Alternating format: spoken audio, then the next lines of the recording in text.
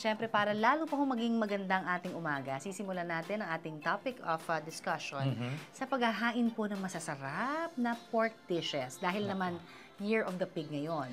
Teka, Connie, kasi baka naman mag-react sila, no? Pork, hindi nga naman healthy, no? Pero ang pag-usapan natin ngayong umaga naman, yung parte ng baboy na kino-consider nating pinaka-healthy. Ito yung pork tenderloin. Yan. Pork tenderloin, mga kapuso. Kaya sabi nga nila, bakit yan ang pinaka-healthy part? Dahil high in protein pero low in fat siya. So kumbaga, mas lean itong parte na ito. So kaya naman ito po ang ating i-feature ngayong umagang ito. Dalawang recipes yan actually. Pero ang isa dyan, favorite ko rin. Ano?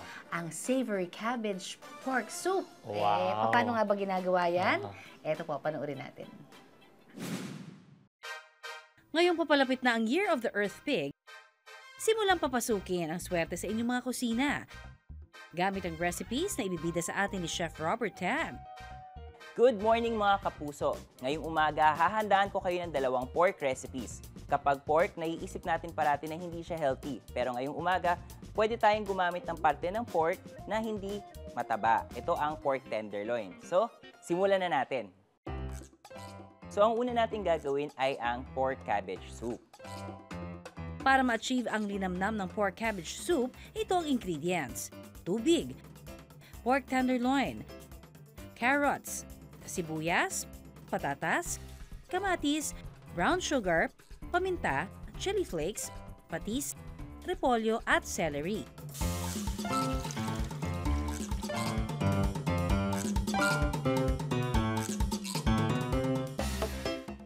Una, pakuluan ang baboy sa loob ng 5 hanggang 7 minuto. So habang pinapakuluan natin yung baboy, mapapansin natin may mga lumulutang na tinatawag nating scum. So ito yung mga maliliit na particles na lumulutang. So tatanggalin lamang natin siya. Kapag natanggal na natin siya, pwede na natin ilagay ang ating mga vegetables. Ihalo na ang carrots, sibuyas, patatas at kamatis. Pakuluan ito in 5 minutes. Malalaman natin na luto na siya kapag pinusok natin siya ng tinidor ay malambot na siya. Timplahan ng asukal, paminta, chili flakes at kaunting patis. Matapos natin malagay ang ating mga pampalasa, last natin ilalagay ang ating cabbage at ang ating celery. Haluin lamang natin. After mga 3 to 5 minutes, luto na ang ating sabaw.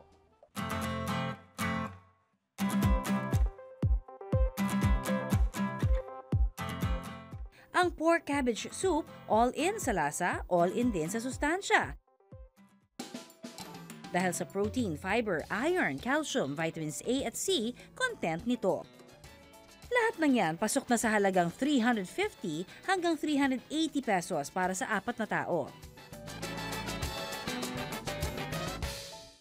Ang sunod nating lulutuin ay ang stir-fried pork with okra and gabi.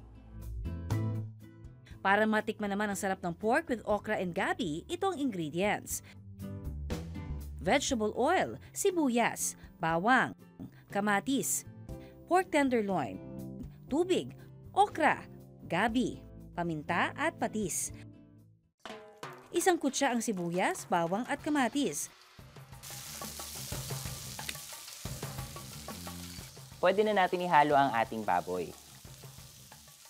Hintayin lamang natin hanggang maluto ang baboy. Kung masyado ng dry, pwede tayong maghalo ng konting tubig.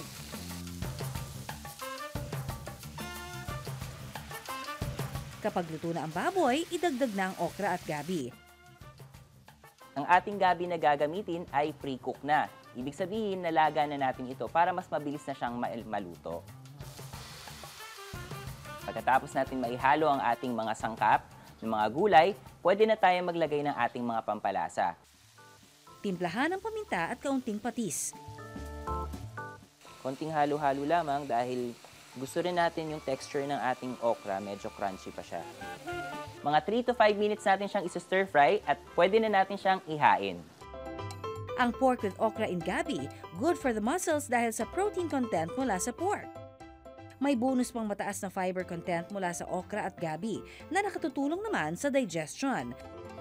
Good for 4 na ito sa halagang 260 hanggang 208 pesos. O ayan mga kapuso, subukan nyo na ang aking tinurong mga pork recipes. Siguradong madali, masarap, abot kaya at higit sa lahat masustansya pa.